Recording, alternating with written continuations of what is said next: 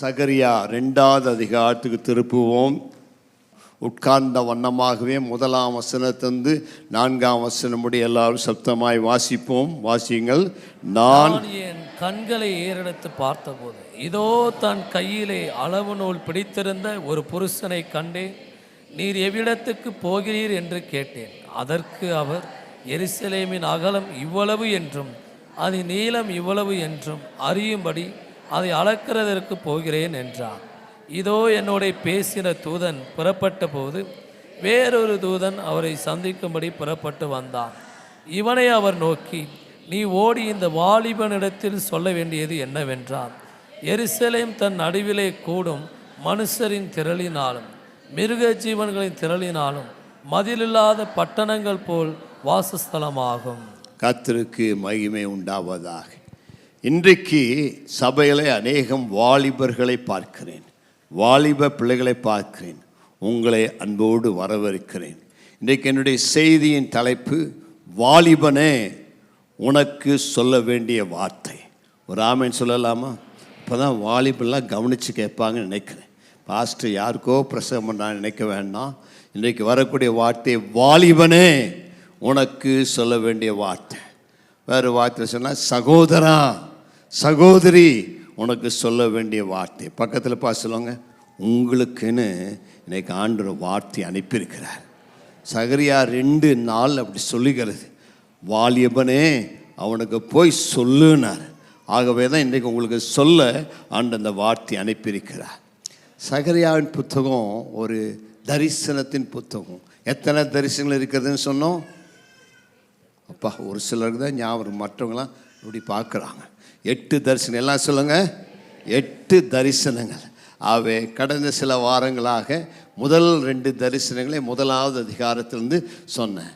அது ஒரே ராத்திரியில் சகரியாவுக்கு இந்த தரிசனத்தை கொடுத்தார். இந்த தரிசனங்கள்லாம் தேவ ஆலயத்தை திரும்ப கட்டுவதற்காக, உற்சாகப்படுத்துவதற்காக சகரியாவுக்கு கர்த்தர் கொடுத்த தரிசனம். அதாவது இஸ்ரவேல் ஜனங்கள் பாவம் செஞ்சதுனால அவர்கள் பாபிலோன் என்கிற தேசத்தில் 70 வருஷம் சிறை கைதிகளாய் காணப்பட்டார்கள்.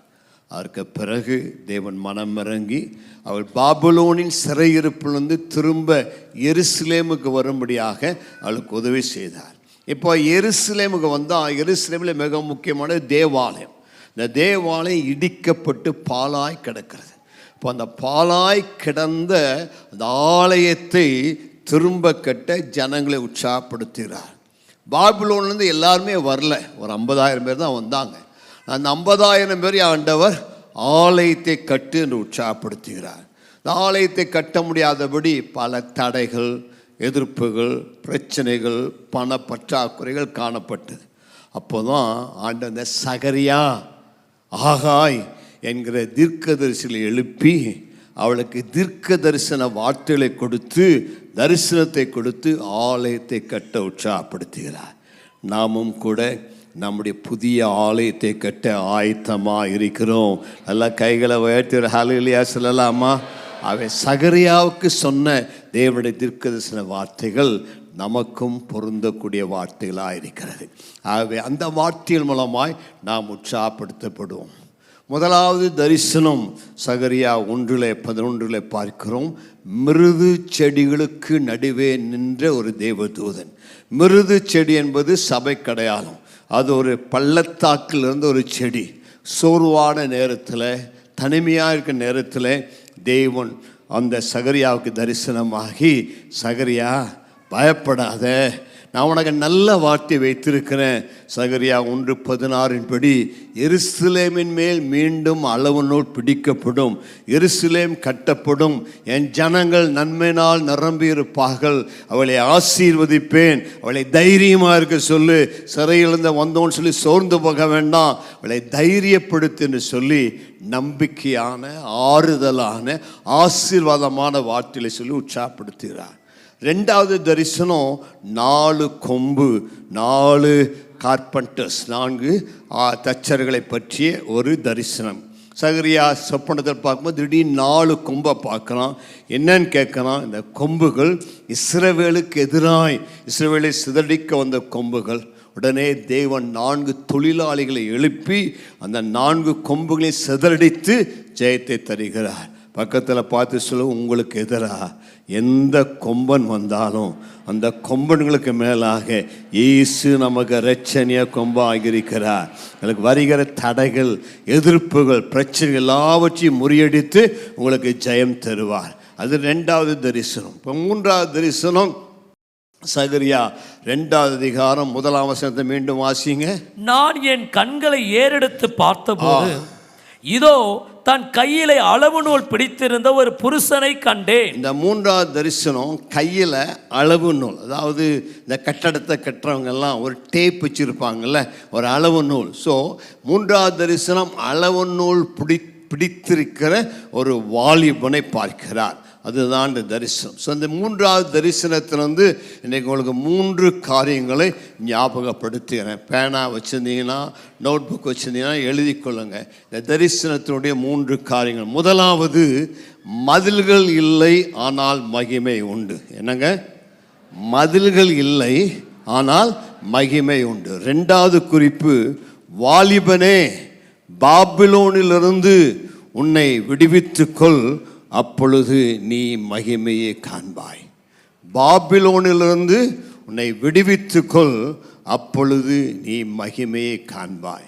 3வது காரியம், கம்பீரித்து பாடு, அப்பொழுது தேவன் நடுவில் வாசம் பண்ணுவார். ராமன் சொல்லலாமா? 4 தலைப்பு வச்சிருந்தாலும் 3 தலைப்பு பேசுறதுக்கே நேரம் பத்தாது. 3 தலைப்போடு நிறுத்தி விட்டேன். கர்த்தர் உங்களை ஆசீர்வதிப்பார். அவை 1வது காரியத்தை நாம் பார்க்க போகிறோம். வாலிபனே, உனக்கு தேவன் சொல்லுகிற வார்த்தை, மதில்கள் உண்டு, மதில்கள் இல்லை ஆனால் மகிமை உண்டு. என்னங்க? மதில்கள் இல்லை ஆனால் மகிமை உண்டு. அதாவது ஒரு வாலிபன் அவன் அந்த கையில் டேப்பை பிடிச்சிட்டு எருசலேம் அளக்கறக்காக போகிறான். எருசலேமின் நீளம் எவ்வளவு, அகலம் எவ்வளவுன்னு சொல்லி அதை மெஷர் பண்ணுவதற்காக, இந்த காம்பவுண்ட் வால் கட்டுறதுக்காக அவன் அளவு எடுக்க போகிறான். அப்போது தேவன் ஒரு தூதனை அனுப்பி இந்த வாலிபனை பார்த்து சொல்கிறாரு, இந்த வாலிபனை நிறுத்து, ஓடி போய் அவங்ககிட்ட சொல்லு, அளக்க வேண்டான்னு சொல்லு. ஏன்னு கேட்டால், எருசலேம் மதிலில்லாத பட்டணம் போல அது பரம்பி இருக்க போகிறது. மனுஷனுடைய திரள்களினாலே, மிருக ஜீவனுடைய திரள்னாலே நிரம்பி இருக்கும் என்று சொல்லுகிறார். கர்த்தருக்கு மகிமை உண்டாவதாக. அதனுடைய ஆவிக்குரிய அர்த்தம் என்ன? நிறையா பேருடைய கையில் டேப் வச்சுருக்கீங்க. பக்கத்தில் பாஸ், உங்கள் கையில் என்ன இருக்கிறது? Measuring tape. ஆண்டவர் சொல்கிறாரு, நான் உனக்கு செய்ய போகிறத நீ அளவு பிடிக்க முடியாது. நீ எண்ணுவதை விட, நினைப்பதை விட அளவுக்கு அப்பாற்பட்டு நான் உன்னை ஆசீர்வதிக்க வல்லவராக இருக்கிறேன். மதில்கள் என்பது ஒரு எல்லையை குறிக்கிறது. மதில்கள் என்பது ஒரு வரையறையை குறிக்கிறது. அவை இஸ்ரவேல் ஜனங்களுக்கு ஆண்டவர் இந்த வாலிபன் மூலமாய் சொல்லுகிறார், நீ அளந்து பார்க்க வேண்டிய அவசியம் இல்லை, அதுக்கு ஒரு எல்லையை நியமிக்க வேண்டிய அவசியம் இல்லை. நீ எல்லையை நியமிப்பதை விட நான் எருசலேமை அளவில்லாமல் ஆசீர்வதிக்க போகிறேன். எருசலேம் என்பது தேவனுடைய சபை. எருசலேம் என்பது தேவனுடைய ஜனங்கள், அந்த விசுவாச குடும்பங்களாக இருக்கிறார்கள். பழைய ஏற்பாட்டில் அது எருசலேம், புதிய ஏற்பாட்டிலே நாம் தான் அவருடைய எருசலேமாக இருக்கிறோம். கர்த்தருக்கு ஸ்தோத்திரம் உண்டாவதாக. நான் ஏற்கனவே சொன்னது போல ஒரு தீர்க்க தரிசனத்திற்கு பல நிறைவேறுதல் உண்டு. ஆண்டவர் ஒரு தடவை ஒரு வார்த்தை சொன்னால் அது பல தடவை நிறைவும். இது எருசலேம் பட்டணத்திற்காய் சொல்லப்பட்ட தீர்க்க தரிசனமாக இருந்தாலும் அந்த நாட்களில் மதிலை கட்ட முடியல. மதிலை கட்டுனாங்க, ஆனால் இந்த வார்த்தை நிறைவேறலை. ஆனால் 1000 வருட அரசாட்சியிலே எருசலேமின் மேல் தேவன் ஆளுகை செய்யும் பொழுது அது மதிலில்லாத பட்டணம் போல இருக்க போகிறது. அந்த நாள் சமீபமே. ஆனால் இந்த வார்த்தை எருசலேம் பட்டணத்தை பற்றி மட்டும் சொல்லப்படவில்லை, சபையை குறித்து சொல்லப்படுகிறது. கடைசி காலத்தில் இருக்கின்ற அவருடைய திருச்சபையாக எருசலேமை குறித்து ஆண்டவர் சொல்லுகிறார், எருசலேமே, தேவ சபையே, உனக்கு மதில்களே இல்லை, உனக்கு எல்லைகளே இல்லை. மதில்கள் இல்லாத அளவிற்கு நான் உன்னை மனுஷனுடைய திரட்சினால நிரப்ப போகிறேன் என்று கர்த்தர் சொல்லுகிறார். ஆகவே இந்த காலை பெத்தேல் சிட்டி கத்தீட்ரல் சர்ச்சுக்கு தேவன் சொல்லக்கூடிய வார்த்தை, தேவனுடைய விசுவாசிகளுக்கு தேவன் சொல்லக்கூடிய வார்த்தை, மதிலில்லாத பட்டணம் போல தேவன் உங்கள் வாழ்க்கையை ஆசீர்வதிக்க போகிறார். இந்த திருச்சபையை மதிலில்லாத பட்டணம் போல ஏராளமான ஆத்துமாக்களை தந்து இந்த சபை ஆசீர்வதிப்பான் நம்புகிறேன். கடைசி காலத்தில், எழுப்புதலின் காலத்தில் சபையை 4 சுவர்களுக்குள்ளாய் வைக்க முடியாது. இனிமேல் வரக்கூடிய எழுப்புதல் நாட்களில் சபை திறந்த வழி மைதானத்திலே நடத்தப்படும். சபை இனிமேல் அரங்கங்களிலே நடத்தப்படும், ஸ்டேடியத்திலே நடத்தப்படும். என்றால் தேவனுடைய வார்த்தையின்படி இனி வருகிற நாட்களில் ஏராளமான மக்கள் தேவனுடைய சபைக்கு ஓடி வரப்போகிறார்கள். கர்த்தருடைய பர்வதம் கடைசி நாளில் சகல மலைகளுக்கு மேலாக உயர்த்தப்படும். பூமியுடைய சகல ஜாதிகளும் சகல தேசத்தின் மக்களும் தேவனுடைய திருச்சபைக்கு ஓடி வந்து தேவன் இங்கே இருக்கிறார் சொல்லி அவரை தொழுது கொள்ள போகிறார்கள். அந்த நாட்களுக்கு தான் நாம் கடந்து வந்திருக்கிறோம். ஆகவே தேவனுடைய காலை சபைக்கு சொல்லுகிற வார்த்தை, இந்த திருச்சபையை மதில் இல்லாத பட்டணத்தை போல நான் பெரிதாக்க போகிறேன். இந்த பட்டணத்தில் இருக்கிற 1000 லட்சக்கணக்கான மக்களை இந்த பட்டணத்திற்கு இருக்கிற இந்த சபைக்கு கொண்டு வர போகிறேன். அநேகர் ஏற்கனவே தரிசனம் பார்த்து சொல்லி இருக்கிறாங்க, இந்த சபைக்கு வெளியிலலாம் ஜனங்கள் நின்று கொண்டிருக்கிறாங்க, உள்ள வரக இடம் இல்லாம ஏராளமான பேர் நின்று கொண்டிருக்கிறாங்க. நம்முடைய புதிய ஆலயம் கட்டும் பொழுது அந்த சபை பல மடங்கு நிரப்ப போகிறார். இந்த சபை கட்டின பொழுது, டெடிகேட் பண்ண பொழுது 2008 இந்த சபையுடைய பிரதிஷ்டைக்கு வந்த அநேக தேவனுடைய மக்கள் சொன்னாங்க, இது உங்கள் சபை அல்ல, இது சண்டே ஸ்கூல் கட்டடம், இது யூத் கட்டடம். ஆனா திரளான ஜனங்கள் இந்த இடத்துல வந்து கர்த்தரை ஆராதிக்கத்தக்க ஒரு பெரிய திருச்சபை கர்த்தர் தருவார் என்று அநேக பரிசுத்தவான்களால் சொன்ன தேவனுடைய வாக்கு நிறைவேறக்கூடிய காலத்துக்கு வந்திருக்கிறோம். நல்ல கைகளை உயர்த்தி ஆண்டவருக்கு நன்றி சொல்லுங்க. இன்றைக்கு உங்களை பார்த்து ஆண்டவர் சொல்லக்கூடிய வார்த்தை தான், என்னை அளவிடாதே, என்னை குறைத்து மதிப்பிடாதே, என்னை மட்டுப்படுத்தாதே, என்னை கட்டுப்படுத்தாதே. நீ நினைப்பதை காட்டிலும், நீ யோசிப்பதை காட்டிலும், நீ ஜெபிப்பதை காட்டிலும், நீ விரும்புவதை காட்டிலும் உனக்கு நான் அதிகமாய் செய்ய வல்லவர். விசுவாசிகள்லாம் கையை உயர்த்தி ஒரு ஆமென் சொல்லலாமா? உங்க நெஞ்சு மேல கையை வைத்து, எனக்காக கர்த்தர் இன்னும் பெரிய திட்டங்களை வைத்திருக்கிறார். அது இன்னும் என்னுடைய உள்ளத்துல தோன்றல, அது இன்னும் என் மனசுல வரல, அது என்னால் கிரகிக்க முடியல. உங்க பிசினஸ் குறித்து, உங்க வாழ்க்கை குறித்து, உங்க எதிர்காலத்தை குறித்து நீங்கள் நினைத்துக நினைவுகள் சின்ன நினைவுகள். ஆண்டவர் சொல்றாரு, உன் நினைவுகளை விட, உன் எண்ணங்களை விட, உன் பிளான்ஸை விட உன்னை ஆசீர்வதிக்க, உன் எல்லையை விரிவாக்க நான் மிகப்பெரிய திட்டங்களை வைத்திருக்கிறேன். அது உன்னால் இப்போது புரிந்து கொள்ள முடியாது. பக்கத்தில் கை குடிச்சு, இப்பதாங்க ஆரம்பமே, இப்போ ஆரம்பமே இவ்வளவு பெரிதாக இருக்கமானால் இனி வருகிற நாட்களே உனக்காக கர்த்தர் செய்யக்கூடிய காரியங்கள் மிக பெரியவைகளாக இருக்கும், பிரம்மாண்டவைகளாக இருக்கும். அவைகளை எண்ண முடியாத அளவிற்கு கர்த்தர் உனக்கு செய்ய வல்லவர். கர்த்தர் உன்னை நினைத்திருக்கிறார், உன்னை ஆசீர்வதிப்பார். மதிலில்லாத பட்டணம் போல எல்லையில்லாத ஆசீர்வாதங்களை, வரையறை இல்லாத ஆசீர்வாதங்களை கர்த்தர் தருவார். My God is unstoppable, my God is unlimitable, my God is unimaginable. நீ நினைத்து பார்க்க முடியாத, கற்பனை செய்ய முடியாத அளவிற்கு தேவன் உனக்கு தரப்போகிறார். கையை உயர்த்தி பெற்றுக்கொள்ளுங்க. மதில் இல்லாத பட்டணம் போல தேவன் உனக்கு நிறைவான அவர் தருகிற ஆசீர்வாதத்தை பிடித்து வைக்க, உனக்கு பாத்திரங்கள் இல்லாத அளவுக்கு, அதை வைக்க இடமில்லாத அளவிற்கு வழிந்தோடுகிற நன்மைகளை தருவார். எபேசியர் 3:20 சொல்லுகிற வார்த்தையின்படி நாம் நினைப்பதற்கும் நாம் கேட்பதற்கும் மிகவும் அதிகமாய் எனக்குள்ளே கிரியை செய்கிற வல்ல வல்லமையின்படி செய்ய வல்லவர். இப்ப இருக்கும் பிசினஸ் இன்னும் 1000 மடங்கு பெரிதாக்க வல்லவர். இன்னும் உங்க எல்லையை இன்னும் பெரிதாக விரும்ப. நீ போதுன்னு சொல்லாத, தடுத்து நிறுத்தாத, அளவிடாத. அளவை தூக்கி வீசிடு. அளவை விட கர்த்தர் உனக்காக பெரிய அளவை வைத்திருக்கிறார். கையை உயர்த்தி சொல்லுங்க, அவர் கை பெரிய கை. அவருடைய கையின்படி உன்னை ஆசீர்வதிப்பார். வேத வசனம் ரோமர் 11:33 விதமாய் சொல்லுகிறது, தேவனுடைய ஐஸ்வர்யம் ஞானம் அறிவு என்பவருடைய ஆழம் எவ்வளவு ஆழமாய் இருக்கிறது. அவருடைய நியாய தீர்ப்புகள் அளவிடப்படாதவைகள், அவருடைய வழிகள் ஆராயப்படாதவைகள். அல்லேலூயா. ஆராய்ந்து அறியப்பட முடியாத, அளவிடப்பட முடியாத ஆசீர்வாதங்களை நன்மைகளை வைத்திருக்கிறார். ஆகவே முதலாவது குறிப்பு, மதில்கள் இல்லை ஆனால் மகிமை உண்டு. அதிலேயே 2வது குறிப்பு, அவர் உனக்கு அக்கினி மதிலாய் இருப்பார். கர்த்தருக்கு மகிமை உண்டா. வாசிங்க சகரியா 2:5 வாசிங்க. நான் அதற்கு சுற்றிலும் அக்கினி மதிலாய் இருந்து அதன் நடுவில் மகிமையாக இருப்பேன் என்று கர்த்தர் சொல்லுகிறார். மதில்கள் அவசியம் ஒரு பட்டணத்துக்கு. மதில்கள் இல்லாவிட்டால் ஒரு பட்டணம் எதிரிகளால் தாக்கப்படும். மதில்கள் இல்லாவிட்டால் பாதுகாப்பு இல்லை. ஆகவே ஒவ்வொரு மிக முக்கியமான பட்டணத்திற்கும் சுற்றிலும் மதில்கள் தேவை. ஆண்டவர் சொல்லுகிறார், எருசலேம் பட்டணத்துக்கு மதில்கள் இல்லை, ஏன்னா அதை அப்படி அளவில்லாமல் ஆஸ்வதிக்க போகிறேன்.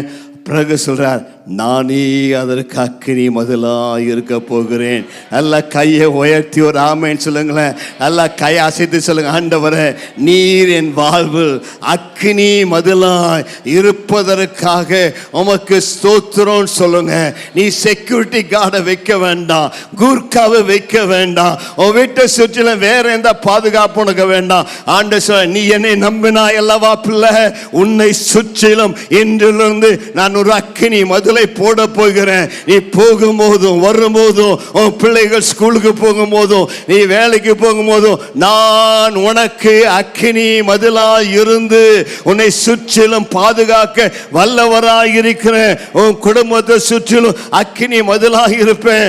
ஒரு உன்னை தாக்க முடியாது. ஒரு உன் அக்கினி மதிலை ஊடுருவி உள்ளே வர முடியாது. எந்த சாத்தானுடைய அம்புகளும் தீங்கானவன் எய்யக்கூடிய எந்த அக்கினி ஆஸ்திரங்களும் இந்த அக்கினி மதிலை தாண்டி உள்ளே வர முடியாது.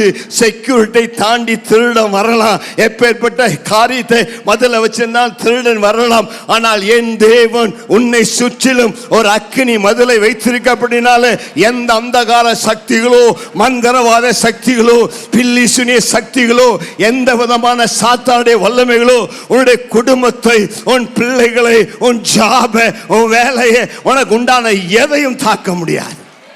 யோபின் புத்தகம் 1:10 ஆண்டவர் சொல்லும் பொழுது, யோபையும் அவன் வீட்டையும் அவனுக்கு உண்டான எல்லாவற்றையும் சுற்றிலும் அவர் வேலி அடைத்து வைத்திருக்கிறார்.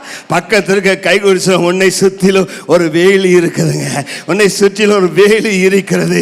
ஆகையால் நீ பயப்படாத. இன்னைக்கு சர்ச்சுக்கு வந்திருக்கிற, வீட்டை நினைச்சு பயப்படாத. என் வீட்டில் திருடம் பூந்துருவானா, என் வீட்டில் யாரா வந்துருவாங்களான்னு சொல்லி ஏன்னா ஆண்டவர் இஸ்ரவேல் ஜனத்துக்கு வாக்கு கொடுத்தா, நீ உன் வீட்டை விட்டு என் ஆலயத்துக்கு வரும்போது, பண்டிகை கொண்டாட வரும்பொழுது உன் வீட்டை நான் பாதுகாப்பேன்னு சொல்லி இருக்கிறார். கைகளை உயர்த்தி நன்றி சொல்லாம உன் வீட்டை பாதுகாப்பா. என்னாகும் புஸ்தகம் 10 யாத்திராகமம் 14:19-20 வாசிங்க. அப்பொழுது இஸ்ரவேலரின் சேனைக்கு முன்னாக நடந்த தேவ தூதனானவர் விலகி அவர்களுக்கு பின்னாக நடந்தார். அவர்களுக்கு முன்னிருந்த மேகஸ்தம்பம் விலகி அவர்கள் பின்னே நின்றது. அது எகிப்தியரின் சேனையும் இஸ்ரவேலரின் சேனையும் ரா முழுவதும் ஒன்றோடொன்று சேராதபடி அவைகள் நடுவில் வந்தது. எகிப்தியருக்கு அது மேகமும் அந்தகாரமாய் இருந்தது, இஸ்ரவேலருக்கோ அது இரவை வெளிச்சமாக்கிற்று. ஒரு ஆமென் சொல்லலாமா? நல்ல கை வைத்து சப்தமா ஒரு ஹல்லேலூயா. இந்த சம்பவம் உங்களுக்கு தெரியும். இஸ்ரவேல் ஜனங்கள் எகிப்தை விட்டு புறப்பட்டாங்க. முன்னாடி செங்கடல். இஸ்ரவேல் ஜனங்கள் இப்பொழுது எகிப்தை விட்டு போகும்போது தேவன் அவளுக்கு முன்பதாக சென்று வழிகளை திறந்து செங்கடலை ரெண்டாய் பிளந்து வழி இல்லாத இடத்துல வழி உண்டாக்கினார். தேவன் முன்பதாக சென்றார். இப்ப செங்கடலை போன உடனே எகிப்தியர் பின்னாடி வந்துட்டாங்க. எகிப்தியரை பார்த்தோன்னா இஸ்ரவேல் ஜனங்கள் பயந்துட்டாங்க. அப்ப முன்னாடி போயிட்டு இருந்த தேவ தூதன் விலகி அவங்க பின்னாடி வந்து நின்று அந்த எகிப்தியருக்கும் அந்த இஸ்ரவேலுக்கு நடுவில் ஒரு மதிலாய் நின்றார். இந்த பக்கம் பார்த்தா எகிப்து ஜனங்களுக்கு ஒரே ராத்திரியா இருந்தது. அவங்களுக்கு ஒண்ணுமே கண்ணுக்கு தெரியல. யோசித்து பாருங்க, நடுக்கடல் இருக்கிறாங்க, திடீர்னு வெளிச்செல்லாம் போயிடுச்சு, இருட்டா இருக்குது, சுத்திலும் தண்ணி, ஒன்னும் கண்ணுக்கே தெரியல, அவ்வளவு இருள். ஆனா இஸ்ரவேல் ஜனங்களுக்கோ அந்த பின்னாடி இருந்த தேவதூதன் பின்னாடி இருந்து பயங்கரமான லைட் அடிக்கிறார். 10 மடங்கு சூரிய பிரகாசத்தை விட அதிக பிரகாசம் இருக்கிறது. அந்த செங்கடலை அவர்கள் தைரியமாய் நடந்து செல்கிறார்கள். காரணம் என்ன? தேவன் இஸ்ரவேல் ஜனங்களுக்கு பகலே மேகஸ்தம்பம், இரவிலே அக்னி ஸ்தம்பமாய் இருந்தார். ஆகவேதான் மோசே ஜெபம் பண்ணுகிறார், என்னாகும் 10 கடைசியில தேவரீர் எழுந்தெழுவீராக, உடைய சத்துக்கள் சிதறடிக்கப்படுவார்களாக, பயக்கிறவர்கள் புகை பறக்கடிக்கிறது போல பறக்கடிப்பார்களாக. கொஞ்சம் கையை உயர்த்தி சொல்லுங்களேன், உங்களுக்காய் கர்த்தனுக்கு எழுந்தெழுவாராக, உங்களை பயக்கிற சத்துருக்களை பறக்கடிப்பாராக. ஒவ்வொரு நாளும் மோசே சொன்னா, 40 வருஷம் சொன்னா, 40 வருஷம் காலையில சொன்னா, 40 வருஷம் ராத்திரியில சொன்னா, ராத்திரி தங்கும் போது சொன்னா, கர்த்தாவே 1000 10,000 இஸ்ரவேல் ஜனத்தோடு தங்கியிரும் என்று சொல்லி வேண்டிக் கொண்டான். அப்ப ஆண்டவர் ராத்திரியில இஸ்ரவேல் ஜனத்தோடு தங்கினார். இஸ்ரவேல் ஜனத்தோடு தங்கும் போது ராத்திரியில அக்னி ஸ்தம்பமாக இருந்தார், காலையில புறப்படும் போது இஸ்ரவேல் ஜனங்களுக்கு மேக ஸ்தம்பமாக இருந்தார். ஒரு ஆமென் சொல்லலாமா? 2 ராஜாக்கள் 6:17 எலிசா என்கிற தேவ மனுஷன் அவன் காலையில் எந்திரிக்கிறான், வேலைக்காரன் கூட வரான். வேலைக்காரன் வெளியில் வந்தோடனே அந்த சீரியா ராஜா இந்த எலிசாவை தூக்கிட்டு வந்துருக்கான்ட்டான். என்ன சொன்னா? கிட்னாப் பண்ணிட்டு வாங்கடான்ட்டான். ஏன்னா இந்த எலிசா தான், ஆமா, இந்த சீரிய ராஜாவுடைய அரண்மனையில் நடக்கிறதெல்லாம் ஒட்டு கேட்டு அந்த ராஜாவுக்கு சொல்றான், இவன் இருக்கிற வரைக்கும் இஸ்ரவேலை நான் பிடிக்க முடியாது, அதனாடி அவனை தூக்கிட்டு வாங்கன்னு சொல்லி ஒரு பெரிய போர் வீரர்களெல்லாம் அனுப்பிட்டான், குதிரைப்படை ஆட்கள் அனுப்பிட்டான். அவங்கெல்லாம் எப்போ எலிசா கால் எந்திரிப்பார், வீட்டு விட்டு வெளியில் வருவான்னு எல்லாம் காத்துட்டு இருக்கிறாங்க. எலிசா காலை ஜாலியா ஸ்தோத்திரம் ஆண்டவரே கர்த்தாவே எழுந்துன்னு பாட்டு பாட்டு வெளியில் வராரு. வேலைக்காரன் பார்த்தோன்னே சொல்கிறான், ஐயா நம்ம வீட்டுக்கு சுற்றிலும் அநேக குதிரை வீரர் வந்திருக்கிறாங்க, நம்ம பிடிச்சி போகிறக்கா சிரியன் ஆர்மி வந்திருக்காங்கண்ணா. எலிசா நர்வஸான நினைக்கிறீங்களா? கைகால் நடுங்குச்சு நினைக்கிறீங்களா? ஐயோ போலீஸ் கூப்பிடுங்கன்னு சொன்னாரா? எலிசா என்ன சொன்னார்? ஆண்டவரே இந்த வேலைக்காரனுடைய கண்ணை திறந்துடணும். வேலைக்காரனுக்கு ஒரே ஆச்சு, எங்கன்னா திறக்கணும், அவர் கண்ணு தான் திறக்கணும், அவருக்கு தான் பார்க்க தெரியல, எங்கன்னு திறந்தார்க பார், எவ்வளோ யுத்த வீரர்கள். எலிசா சொன்ன உடனே தேவன் வேலைக்காரன் கண்களை திறந்தார். வேலைக்காரன் பார்க்கிறான், எலிசாவை சுற்றிலும் அவன் வீட்டை சுற்றிலும் 1000 10,000 பூமிக்குரிய ஆட்கள் அல்ல, பரலோகத்திலிருந்து ஒரு சேனையே இறங்கி வந்தது. அக்கினிமயமான குதிரை. பரலோகத்தில் குதிரை இருக்குதா கேளுங்க, பரலோகத்தில் குதிரை இருக்குதா? நிறைய குதிரை வச்சிருக்கிறாரு. வெளிப்படுத்தின விசேஷத்தை படிச்சு பாருங்க. வெள்ளை குதிரை, கருப்பு குதிரை, சிவப்பு குதிரை.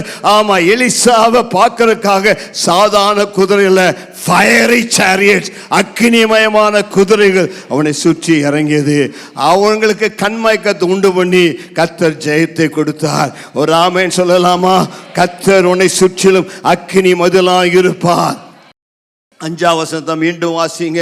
நான் அதற்கு சுற்றிலும் அக்கினி மதிலாய் இருந்து, நான் அதற்கு சுற்றிலும் அக்கினி மதிலாய் இருந்து அதின் நடுவில் மகிமையாக இருப்பேன் என்று கர்த்தர் சொல்கிறார். அதின் நடுவில் மகிமையாக இருப்பேன் என்று கர்த்தர் சொல்கிறார். ஆகவே தான் சொன்னேன், மதில்கள் இல்லை ஆனால் மகிமை உண்டு. பக்கத்தில் பார்த்து சொல்லுங்க, மதில்கள் இல்லை ஆனால் மகிமை உண்டு.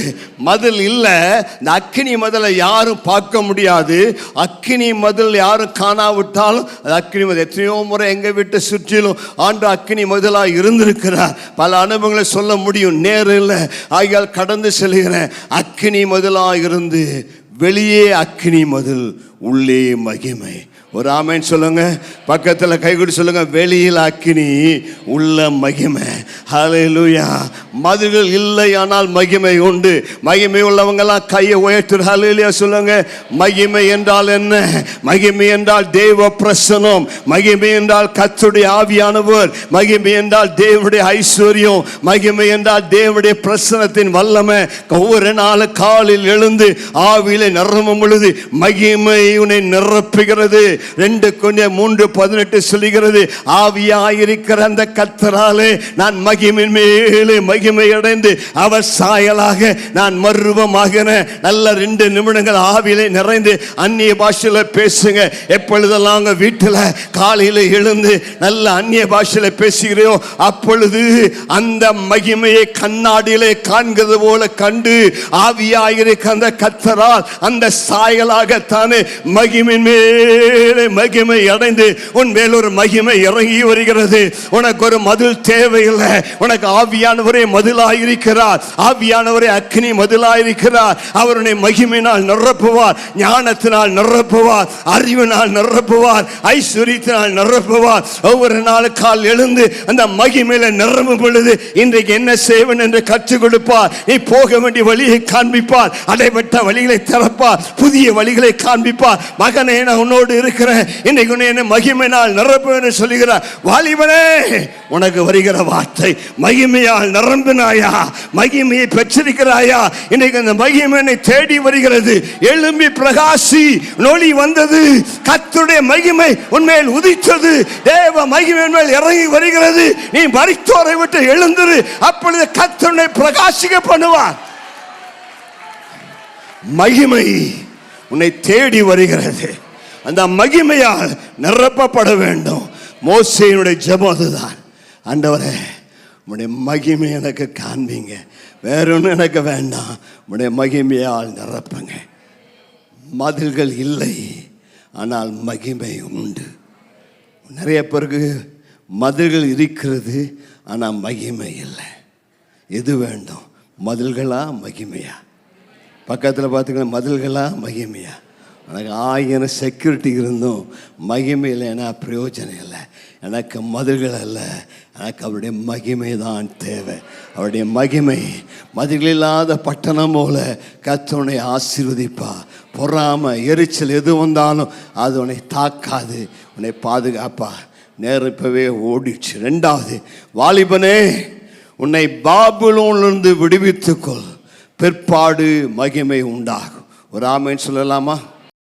2வது வார்த்தை, வாலிபனே, உன்னை பாபிலோனிலிருந்து விடுவித்துக்கொள், அப்பொழுது மகிமை, பிற்பாடு மகிமை உனக்கு உண்டாகும். வாசிங்க, 6ஆம் வசனத்திலிருந்து வாசிங்க. ஓஹோ, நீங்கள் எழும்பி வடதேசத்தில் இருந்து ஓடி வாருங்கள் என்று கர்த்தர் சொல்லுகிறார். ஆகாயத்தின் 4 திசைகளிலும் உங்களை நான் சிதற பண்ணினேன் என்று கர்த்தர் சொல்லுகிறார். பாபிலோன் குமாரத்தினிடத்தில் குடியிருக்கிற சீயோனே, பாபிலோன் குமாரத்தினிடத்தில் குடியிருக்கிற சீயோனே, உன்னை விடுவித்துக்கொள், உன்னை விடுவித்துக்கொள், பிற்பாடு மகிமை உண்டாகும் என்று சேனைகளின் கர்த்தர் சொல்லுகிறார். மகிமை உண்டாகும் என்று சேனைகளின் கர்த்தர் சொல்லுகிறார். உங்களை கொள்ளையிட்ட ஜாதிகளிடத்திற்கு என்னை அனுப்பினார். உங்களை தொடுகிறவன் அவருடைய கண்மணியை தொடுகிறார். ஒரு ஆமென் சொல்லலாமா? இல்லை, சத்தமாக தான் சொல்லுங்களேன். ஹல்லேலூயா. உங்களை தொடுவோம், அவர் கண்மணியை தொடுகிறார். 6ஆம் வசனம் சொல்லுகிறது. வாசிங்க மீண்டும் 6. ஓஹோ, எல்லாம் சொல்லுங்க. பாட்டு மாத்திரம் ஓஹோன்னு பாடுறதில்லை, பைபிளையே ஓஹோன்னு ஆண்டு எழுதி வச்சிருக்கிறார். ஆங்கில வேதாந்த 2 தடவை எழுதி வச்சிருக்கிறார். பக்கத்தில் பாசல ஓஹோ, இன்னொருக்கா ஓஹோ. ஓஹோ, இன்னைக்கு பிரசங்கன்னு கேட்டால் ஓஹோ. ஓஹோன்னா என்ன அர்த்தம்? உட்கார்ந்துருக்காத, எந்திரிச்சு ஓடுறான்னு அர்த்தம். இப்போ சர்ச்சை விட்டு ஓடுன்னு சொல்லலை, ஆமாம், பாபிலோன் விட்டு ஓடுங்கிறார். எங்கே ஓடுங்கிறாரு? ஆமாம், ஓஹோ, வட தேசத்துல எழும்பி வா, வட தேசத்தை புறப்பட்டு வா, உன்னை கட்டி வைத்திருக்கிற அந்த கட்டுகளிலிருந்து உன்னை விடுதலையாக்க எழும்பி வா. 2 குமார்த்திகள் இருக்கிறாங்க. எத்தனை குமார்த்தி இருக்கிறாங்க? ஒன்று பாபிலோனின் குமாரத்தி, இன்னொன்று சியோனின் குமாரத்தி. பக்கத்தில் பார்த்து நீங்கள் எந்த குமாரத்தின்னு கேளுங்க. பாபிலோனின் குமார்த்திகள்லாம் சத்தமாக கை உயர்த்தி ஒரு அல்லேலூயா சொல்லலாமா?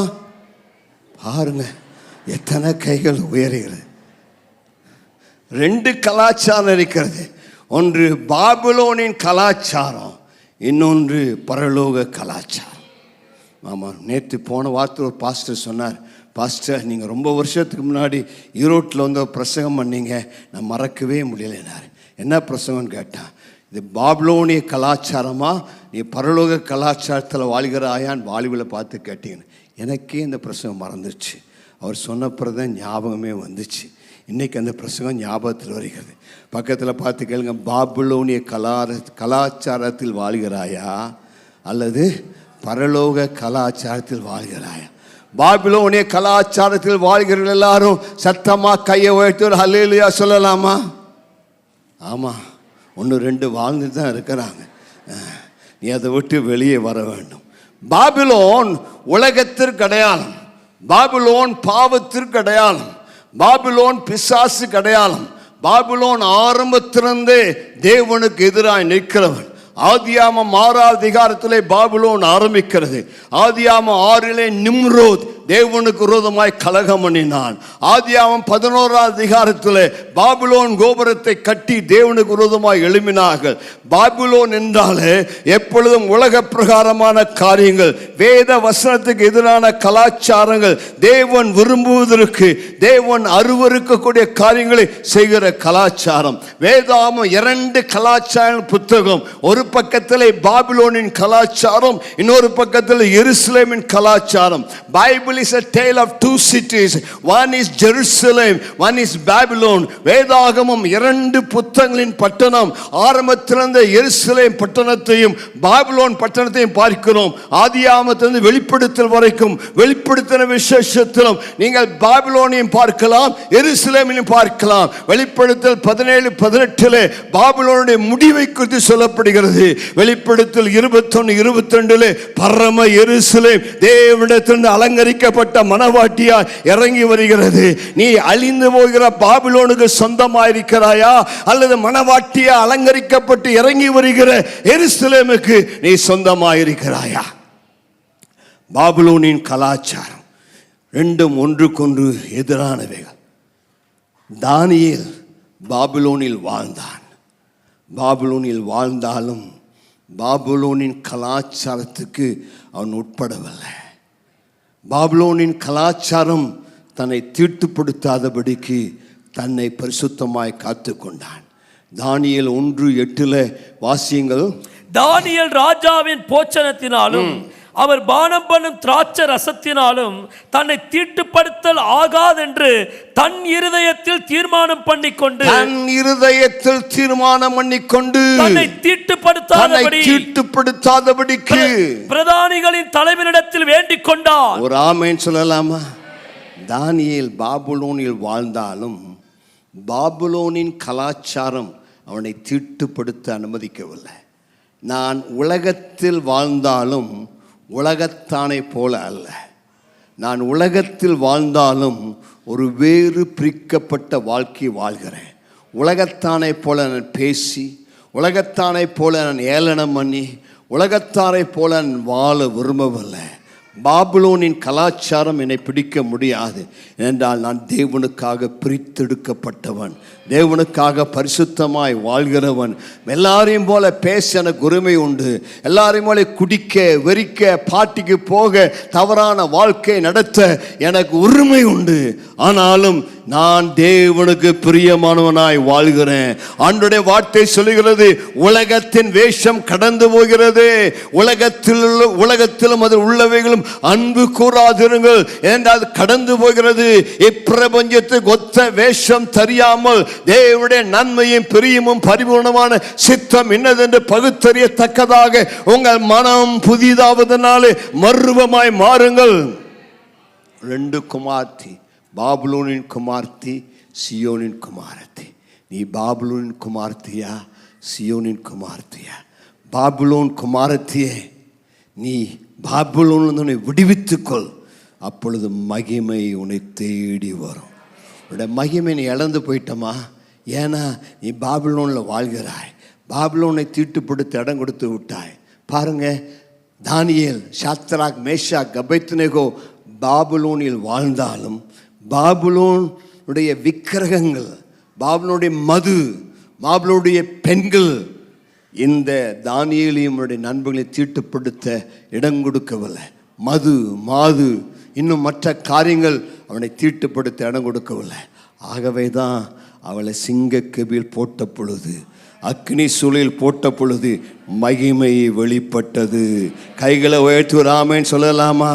உன்னுடைய வாழ்க்கையில் எரிகிற அக்னி சூளைகள் வரும் பொழுது, சிங்க கேபிகள் வரும் பொழுது, உன்னை கர்த்தர் விடுவிக்க வேண்டும் என்றால், மகிமை உன்மேல் இறங்கி வர வேண்டும் என்றால், நீ அவருக்காக வைராக்கியமாய் வாழ்ந்தால், நீ அவருக்காக தனித்திருந்தால், நீ அவருக்காக சாட்சியாக இருந்தால், எப்பேற்பட்ட ஆபத்து, தீமை, அழிவு வந்தாலும் அதற்கு உன்னை தப்புவித்து விடுவித்து காக்க அவர் வல்லவராயிருக்கிறார். உனக்காக தூதர்களை அனுப்ப வல்லவராயிருக்கிறார். தேவனுடைய வார்த்தை சொல்லுகை, தானியேலே, நீ இடைவிடாமல் ஆராதிக்கிற தேவன் உன்னை தப்புவிக்க, சிங்கத்தின் கையில் உன்னை தப்புவிக்க, என்னுடைய கைக்கு உன்னை தப்புவிக்க தம்முடைய தூதனை அனுப்பி உன்னை விடுதலை ஆக்கினார். காரணம் என்ன? தாவீது வேற எதையும் வணங்கவில்லை, வேற எதுக்கும் அவன் முழங்கால் படியிடல. இன்னைக்கு நீ சொல்லுகிறாய், அநேக சாக்கு பாக்கு சொல்லுகிறாய், என் ஃப்ரெண்ட்ஸ் என்னை இழுத்தாங்க ஐயா, அவங்க என்னை கூப்பிட்டாங்க ஐயா, கூட்டத்தோட கூட்டமா போயிட்டேன், நான் வேலை செய்ய ஐடி கம்பெனி, அந்த மாதிரி நான் உங்களோட சேரலைன்னா என்னை தவறா நினைத்துக் கொள்வாங்க. நான் உனக்கு என்று சொல்லுகிற ஆலோசனை, பாபிலோனை விட்டு வெளியே வா. பாபிலோனை தீட்டுப்படுத்துமானால், நீ வேலை செய்கிற இடம் உன்னை தீட்டுப்படுத்துமானால், நீ வேலை செய்கிற இடத்துல பக்தியாய் நடக்க முடியாவிட்டால் அதை விட்டு வெளியே வா. அதை விட கர்த்தர் நல்ல வேலை உனக்கு தர வல்லவர். உன் வாழ்க்கை கரைப்படுத்த இடம் கொடுக்காத, உன் வாழ்க்கை தீட்டுப்பட இடம் கொடுக்காத. நீ வாழ்கிற இடம் அசுத்தமான இடம், நீ வாழ்கிற இடம் பாவத்தை செய்ய தூண்டுகிற இடம், பாவத்தை செய்ய உனக்கு வலைகளை விரிக்கிற இடம். வாலிபனே வெளியே வா, வாலிப ஸ்திரியே வெளியே வா. ஆண்டவருடைய வார்த்தை உனக்கு நேரடியாய் வருகிறது. வாலிபனே, உன் கண்கள் கண்ட காட்சியில, மனம் போன போக்கிலே வாழ்ந்துரு. ஆனால் எல்லாவற்றின் நிமித்தம் தேவன் ஒரு நாளிலே உன்னை நியாய தீர்ப்பிலே கொண்டு வந்து நிறுத்துவார் என்பதை மறந்து விடாதே. வாலிபனே, இன்றைக்கு ரட்சணை என்ன? நாசாபுரி, மாயபுரி உன்னை பிடித்து இழுக்கிறது. நாசாபுரி, மாயபுரி உன்னை தன் கயிறுகளால் கட்டி வைக்க விரும்புகிறது. சிம்சோன் அபிஷேகம் பண்ணப்பட்டவனாயிருந்தாலும் இச்சை என்கிற கயிறு, தெலிலேயா என்கிற கயிறு, வேசித்தன கயிறு, விபச்சார கயிறு அவனை கட்டி வைத்தபடியினாலே அவன் கண்கள் குருடாக்கப்பட்டவனாக குழியிலே விழுந்தான். உன்னை எந்த கயிறு கட்டி வைத்திருக்கிறது? உன்னை எந்த மாய் என்கிற கயிறு, பாவம் என்கிற கயிறு, வேசித்தனம் என்கிற கயிறு, ஆமா ஜாலி என்கிற கயிறு உன்னை கட்டி வைத்திருக்கிறது. பரலோகம் வேண்டுமா அல்லது நாசபுரி வேண்டுமா? மோட்சம் வேண்டுமா அல்லது உலக பிரகாரமான ஆசாபாசங்கள் வேண்டுமா? தெரிந்து கொள்ளுதல் உன் கையில் இருக்கிறது. நீ பாபிலோனிலிருந்து விடுவித்துக் கொண்டால் உனக்கு மகிமை உண்டாகும். மகிமை என்றால் உயர்வு, மகிமை என்றால் ப்ரமோஷன், மகிமை என்றால் செழிப்பு, மகிமை என்றால் ஆசீர்வாதம். உனக்கு உயர்வு வேண்டுமா? நீ பாபிலோனில் இருக்கிறவரை உனக்கு உயர்வு கிடையாது. நீ பாபிலோனில் வாழ்கிறவரை உனக்கு ஆசீர்வாதம் கிடையாது. பாபிலோனை விட்டு வெளியே வா, பிற்பாடு உனக்கு மகிமை உண்டாகியிருக்கும். ஆண்டவருடைய சத்தம் உனக்கு நேராக வருகிறது. வாலிபனே, நீ உனக்கு உன் வாழ்க்கையை ஆண்டவருக்கு ஒப்பு கொடுப்பாயா? ருச்சிக்கப்படுவாயா? ஆண்டவரை தேடுவாயா? சில வாலிப பிள்ளையோட வாழ்க்கையில் தேவ அழைப்பின் சத்தம் வந்து கொண்டே இருக்கிறது. எனக்காக வா, உன்னை பிரித்தொடு, ஊழியத்தை செய் என்று. நீயோ உன் மனதை கடினமாக்கி கொண்டு அவருக்கு ஊழியம் செய்ய நேரமில்லை, ஆலயத்துக்கு வர நேரமில்லை, சாட்சி பகிர நேரமில்லை என்று சொல்லி உன்னுடைய மனம் போல வாழ்கிறாய். இன்றைக்கு ஆண்டவனோடு பேசுகிறார். பாபிலோனிலேயே வாழ்ந்துடாத, அது உன்னை நாசப்படுத்தும். மோட்ச பிரயாணம் என்கிற புத்தகத்தில் ஜான் பனின்னு சொல்லப்பட்டவர் பெரிய பாரத்தை சுமந்து போகிறார். இந்த நாசாபுரி அவனை இழுக்கிறது, மாயாபுரி அவனை இழுக்கிறது. அவன் அழுகிறான், ஐயோ நான் மேஷாக்களை சஞ்சரித்தது போதும், கேதாரின் கூடாரங்களில் குடியிருந்தது போதும், என் ஆத்துமா சமாதானத்தை பைக்கிட கூடாரத்தில் வாழ்ந்தது போதும், நான் எருசலேமுக்கு போக விரும்புகிறேன், சியோனுக்கு போக விரும்புகிறேன். எவ்வளவு காலம் இன்னும் அந்த நாசாபுரி உன்னை கட்டி வைக்க இடம் கொடுப்பாய்? வாசியங்கள் வெளிப்படுத்தின விசேஷம் 18வது அதிகாரம் 4ஆம் 5ஆம் வசனத்தை வாசிங்க. பின்பு வேறொரு சத்தம் வானத்திலிருந்து உண்டாக கேட்டேன். அது என் ஜனங்களே, நீங்கள் அவளுடைய பாவங்களுக்கு உடன்படாமலும் அவளுக்கு நேரிடும் வாதைகளில் அகப்படாமலும் இருக்கும்படிக்கு அவளை விட்டு வெளியே வா, அவளை விட்டு வெளியே வா, அவளுடைய பாபிலோனின் கலாச்சாரத்தை விட்டு வெளியே வா, பாபிலோன் மிக்கராரை விட்டு வெளியே வா, பாபிலோனின் கட்டுகளிலிருந்து வெளியே வா, பாபிலோனுடைய நேச கட்டுகள், பாச கட்டுகள், மந்திர கட்டுகள், பாபிலோனுடைய பழக்க வழக்க கட்டுகள், பாபிலோனுடைய பாரம்பரிய கட்டுகள், பாபிலோனுடைய வேண்டாத உறவுகளின் கட்டுகள், come out. பாபிலோனில் இருக்காதமா. பாபிலோனிய பெண்களைப் போல கண்ணுக்கு மையை இழுப்பி போட்டு கண்ணை சிமிட்டி காலால் சைகை காமிச்சு எங்கே போயிட்டுருக்கிற? பாபிலோனிய கலாச்சாரம் உனக்கு தெரியுமில்ல, அது உன்னை இழுத்து கொண்டு போய் விடும். பாய் ஃப்ரெண்டோட சுத்துற, கேர்ள் ஃப்ரெண்டோட சுத்துற, காலேஜுக்கு கட்டடிக்கிற, வேண்டாத இடத்துக்கு போகிற, வேண்டாத ஃப்ரெண்ட்ஷிப்போடு இருக்கிற. ஆமாம், அதுக்கு பேர் தான் பாபிலோனிய கலாச்சாரம். எந்த மட்டும் 2 நினைவுகளால் குந்தி குந்தி நடப்பாய்? ஆண்டவரும் வேணும், உலகமும் வேண்டும், தேவனுடைய ஆசீர்வாதம் வேண்டும், பாவ வாழ்க்கை வேண்டும். நோ, தீர்மானம் செய். பாவத்துக்கு நோ சொல்லு, உலகத்துக்கு நோ சொல்லு. உனக்கு தைரியம் இருக்குதா? உனக்கு தில் இருக்குதா? பாவம் வேண்டான்னு சொல்ல, பாய் ஃப்ரெண்ட் வேண்டான்னு சொல்ல. அவன் சிரிச்சான், அவன் இழிச்சான், அவன் முன்னாடி போனேன், அவ இழிச்சா, சிரிச்சா, போயிட்டேன், திரும்பி வா, கம் அவுட். அது உனக்கு கர்த்தர் வைத்திருக்க திட்டம் அல்ல, அது உன்னை ஆசீர்வதிக்க கர்த்தர் வைத்திருக்க சித்தம் அல்ல. யாரோடைய ஆண்டவர் தீர்க்கமாய் பேசுகிறார், நீ போகிற வழி சரியில்லை, அந்த வழியை விட்டு மனம் திரும்பு. உனக்காக தேவன் உன்னத வழிகளை வைத்திருக்கிறார். மதில் இல்லாத பட்டணம் உன்னை ஆசீர்வதிக்க விரும்புகிறார், உன்னை உயர்த்த விரும்புகிறார். ஆனால் வழிகள் தாறுமாறா இருக்கிறது, உன் வழிகள் அவருக்கு பிரியமா இல்லை. நீ திரும்ப வருவாயானால் அவர் உன்னை மீண்டும் எடுத்து கட்டுவார், உன் வாழ்க்கை கட்டுவார், உன் எதிர்காலத்தை கட்டுவார், உனக்கு நினைத்து பார்க்காத உயர்வுகளை ஆசீர்வாதங்களை தருவார். ஆதியாம் 19:17 வாசிங்க. அவர்களை வெளியே கொண்டு போய் விட்ட, அவர்களை வெளியே கொண்டு போய் விட்ட பின்பு அவர் உன் ஜீவன் தப்ப ஓடிப்போ, பின்னிட்டு பாராதே. சொல்லுங்க, உன் ஜீவன் தப்ப ஓடிப்போ. பக்கத்துல பார்த்து சொல்லுங்க, சத்தமா தான் சொல்லுங்களேன். பக்கத்துல, ஜீவன் தப்ப ஓடிப்போ. இப்போ இங்கிருந்து ஓட வேண்டாம், சோதோம்ல இருந்து ஓடு, கொமோராவிலிருந்து ஓடு. சோதோம் அழிக்கப்பட போகிறது, கொமோரா மேல ஆக்கினையில் வரப்போகிறது. லோத்துவே, சோதோம்ல இருந்து போதுப்பா, கொமோரா அழிக்கப்பட போகிறது. உன் ஜீவன் தப்ப ஓடிப்போ, பின்னிட்டு பாராதே. பக்கத்துல பார்த்து சொல்லுங்க.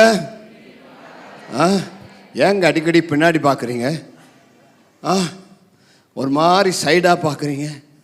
அவள் லோத்து பின்னிட்டு பார்த்து தான் என்னானா, பக்கத்தில் பார்த்து உங்களுக்கு உப்பு தூண் ஆக ஆசையா? அவன் இன்னும் அங்கே தான் இருக்கிறாங்க. சந்தேகம் வந்தால் போய் பாருங்கள். இஸ்ரேலுக்கு போனீங்கன்னா அந்த ஊர் இன்னும் இருக்குது, உப்பு தூண் இன்னும் இருக்குது, போய் நக்கி பார்க்கலாம் உப்பு இருக்குதா இல்லையான்னு. ஆமாம், அவளுக்கு தப்பிக்கக்கூடிய வழியை ஆண்டவர் கொடுத்தார். ஆமாம், போமா, ஓடிப்போ, ஜீவன் தப்ப ஓடிப்போ. இவன் போக மாட்டேன்னா ஆண்டவன் மேலே வச்சு இறக்கத்தில் தேவதூதன் அனுப்பி கையை பிடிச்சி இழுத்து விடுறார். கையை பிடிச்சி இழுத்து விட்டா கூட அவன் அங்கே போயிட்டு அங்கே விட்டுட்டு வந்துட்டேன் பாரு, என் நகையெல்லாம் அந்த பீரோக்குள்ளே வச்சுட்டு வந்தேன். அவன் நகையோட நாசமாக போயிட்டான், பழைக்க முடியலை, உப்பு தூண் ஆயிட்டான். உன் ஜீவன் தப்ப ஓடிப்போ, நீ ரட்சிக்கப்படு, ஞானஸ்தானம் எடு, பின்னிட்டு பாராத. உலகத்தை தேடாத, உலகத்தின் ஆசாபாசங்கள் பின்னாடி ஓடாத, அவன் 1000 பவுன் நகை போட்டால் அவனை தேடி போகாத.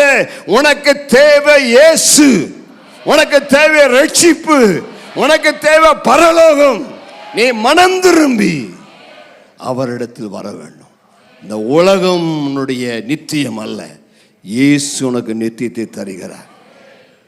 நேரம் ஆயிடுச்சு, ஓடுவோம். 2 கொரிந்தியர் 6:17-18 சொல்லும்போது, நீங்கள் அவர் நடுவிலிருந்து புறப்பட்டு பிரிந்து போய் அசுத்தமானது தொடாதிரு, அப்பொழுதுதான் உன்னை ஏற்றுக்கொண்டு உனக்கு பிதாவாக இருப்பேன், நீங்கள் எனக்கு குமாரனும் குமார்த்தியுமாய் இருப்பார்கள். முந்தின மகிமை உன்னிடத்தில் திரும்ப வர வேண்டும் என்றால் நீ ஆண்டவரிடத்தில் திரும்ப வேண்டும். உன் கழுத்தில் உள்ள கட்டுகளை முறிக்க வேண்டும். அப்பொழுதுதான் தேவன் உன்னை மையப்படுத்துவார். கையை ஓய்த்து சொல், ஆண்டவரே என் அவயவங்களை உமக்கு ஒப்பு கொடுக்குறேன், பரிசுத்த அவயவங்களை ஒப்பு கொடுக்குறேன், என் கண்களை ஒப்பு கொடுக்குறேன், என் கைகளை ஒப்பு கொடுக்குறேன், என் சரீரத்தை ஒப்பு கொடுக்குறேன். என் சரீரம் உங்களுடைய ஆலயம், இந்த ஆலயத்தினுடைய மகிமை இறங்கி வர வேண்டும். நீங்களே இந்த ஆலயம், இந்த ஆலயத்தில் அவருடைய மகிமை இறங்கி வரும். பிற்பாடு மகிமை உண்டாகும். எப்பொழுது மகிமை வரும்?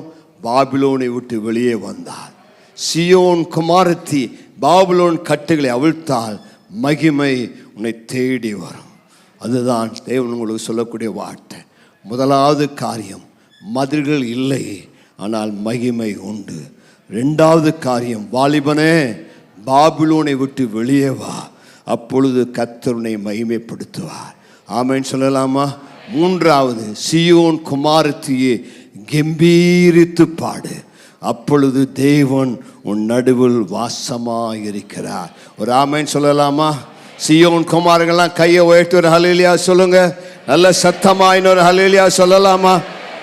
ஆண்டவர் சொன்னார், நீ சியோன் குமாரன், நீ சியோன் குமாரத்தி, உன்னை நான் என்னை ஆராதிக்க அழைத்திருக்கிறேன், உன்னை நான் தெரிந்து கொண்டேன், நீ என்னுடைய சுதந்திரம், நீ என்னுடைய சொத்து. ஆகவே நீ என்னை ஆராதிக்க வேண்டும், கம்பீரித்து பாட வேண்டும். ஆராதனைகள் இப்படி இருக்க வேண்டுங்களாமா? ஆமாம். இன்னைக்கு சிலரெல்லாம் பார்த்தா வாலிப பிள்ளைகள் கூட வயசானவங்க மாதிரி சேரில் அப்படி சாஞ்சு படுத்துக்கிட்டு அப்படியே பாதி தூக்கத்தில் கர்த்தரை ஆராதிக்கிறாங்க. வாலிப பிள்ளைகள் கர்த்தரை ஆராதிக்கனா செத்து போன கிழமை ஆராதிக்க மாதிரி ஆராதிக்கிறாங்க. வாலிபர்கள் கம்பீர சத்தத்தோடு கர்த்தரை ஆராதிக்க வேண்டும். ராமன் சொல்லலாமா? நீதிமானுடைய கூடாரத்திலே ரட்சிப்பின் கம்பீர சத்தம் உண்டு. எனக்கு 71 வயசாகிறது, நான் இன்னும் ரட்சிப்பின் கம்பீர சத்தத்தோடு கர்த்தரை உயர்த்தி துதிக்கிறேன். ஜெய கம்பீர சத்தத்தை அறிந்தவர்கள் பாக்கியவான்கள், அவளுக்கு காண்டாமிருகத்துக்கு ஒத்த பலன் இருக்கிறது. என் தேவனை துதிப்பது எனக்கு மகிழ்ச்சி. முழு இருதயத்தோடு, முழு மனதோடு, முழு ஆத்மாவோடு, முழு பலத்தோடு அவரை சோத்தரிக்கிறேன். நான் அரைகுறையாய் அவரை துதிப்பதில்லை, அரைகுறையாய் அவரை ஆராதிப்பதில்லை. எனக்காக ஜீவன் தந்த ரட்சகர், எனக்காக சிலுவிலே மரித்தவர், ஒரு சொட்டு ரத்தத்தை கூட அவருடைய சரீரத்தில் இல்லாமல் எல்லாவற்றையும் எனக்காய் தந்தவர். அவரை நான் ஆராதியாமல் இருப்பது எப்படி? அவரை நான் துதிக்காமல் இருப்பது எப்படி? அவருக்கு என்னுடைய முழு பலத்தோடு அவரை ஸ்தோத்திரித்து அவரை பாடாமல் இருப்பது எப்படி? சியோன் குமாரத்தியே, சியோன் குமாரத்தியே, கம்பீரித்து பாடு. நீ கம்பீரித்து பாடினார் அவர் உன் நடுவில் வாசமாயிருப்பார்.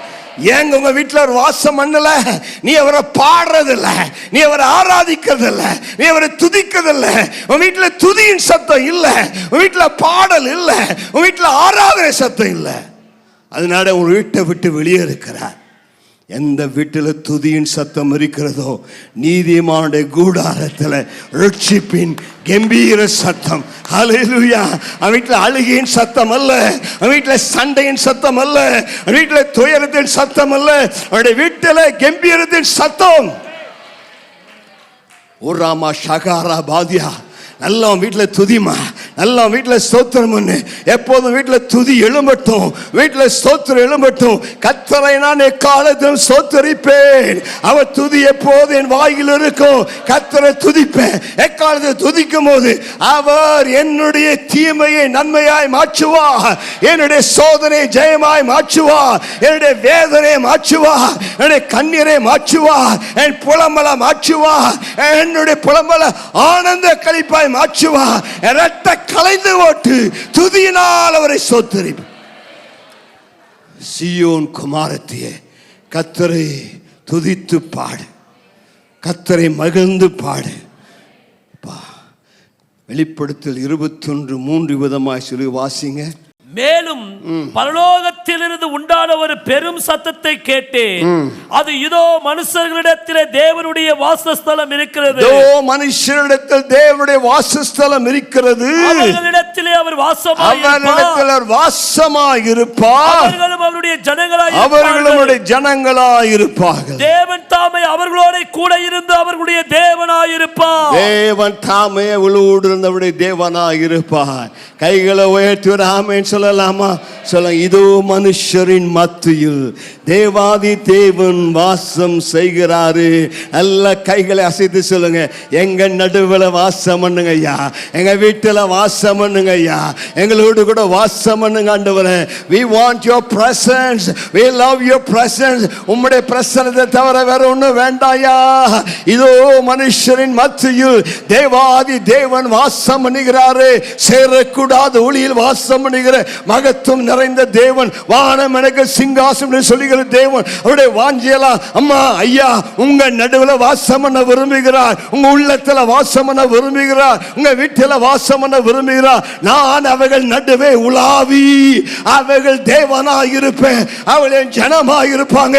அவளின் குமாரர் அவளின் குமாரத்தின் சொல்லுவேன். உன்னை உரிமை பாராட்ட விரும்புகிறார். உன் நடுவே உலாவ விரும்புகிறார். Do you welcome the presence of God?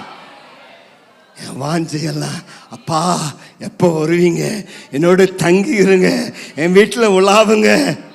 அவர் உலாவ வேண்டும் என்றால் அவர் விரும்பாத காரியம் எதுவும் வீட்டில் இருக்கக்கூடாது.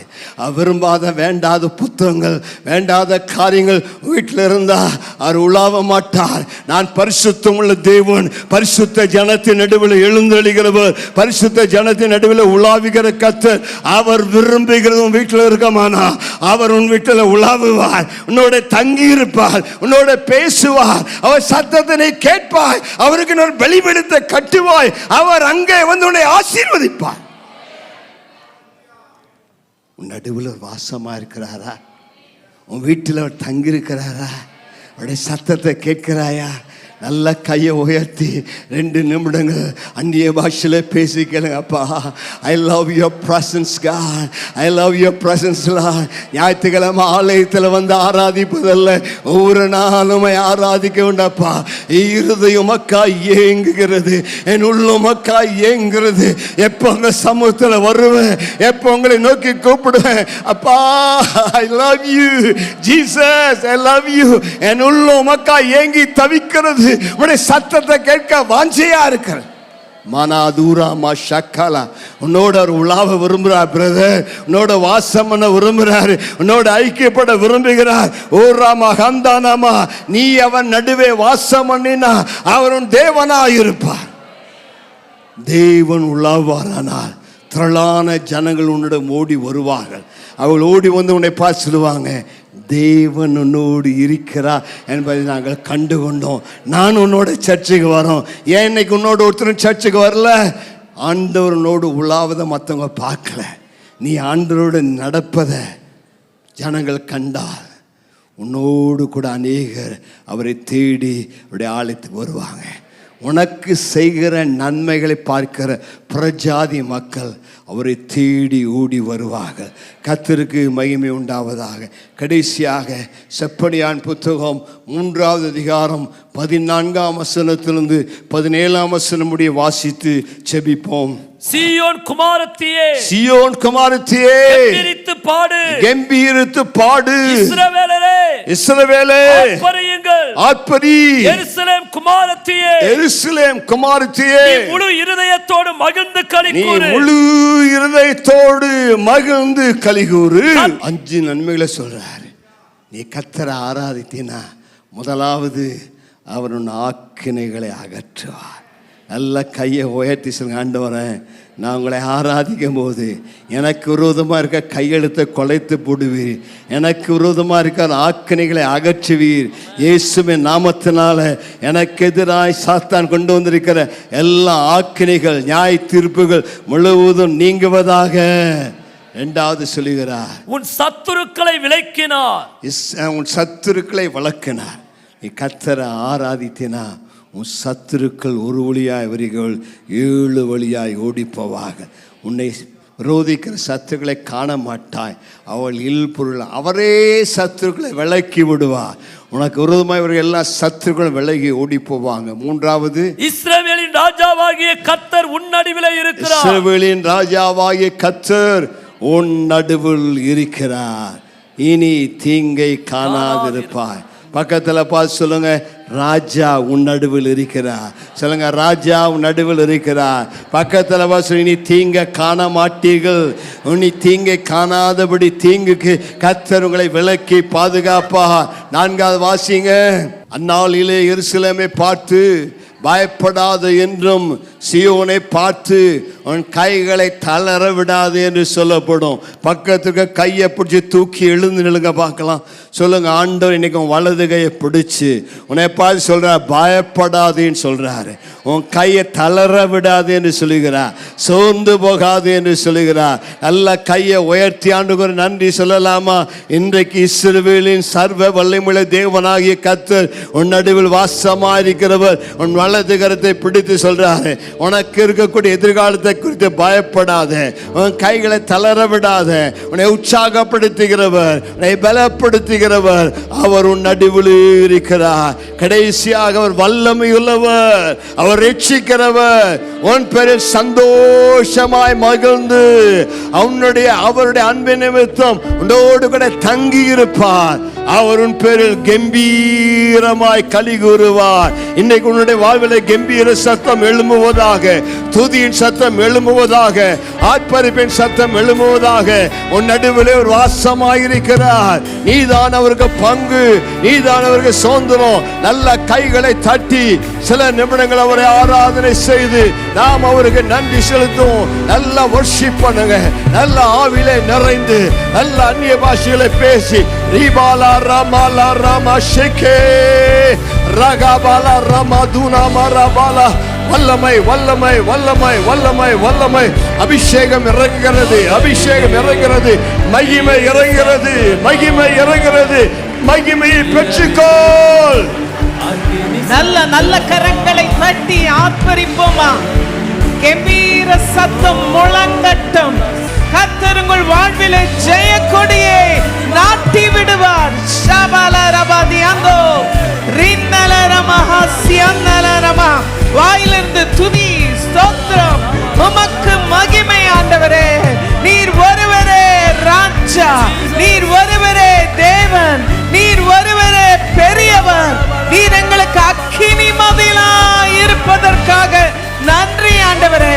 எங்களை சுற்றிலும் நீர் அக்கினியா இருக்கிறீர் ஆண்டவரே. ஒரு தீங்கும் ஒரு சேதமும் வர விடாதபடி எங்களை சுற்றி நிற்கிற அக்கினி மதிலே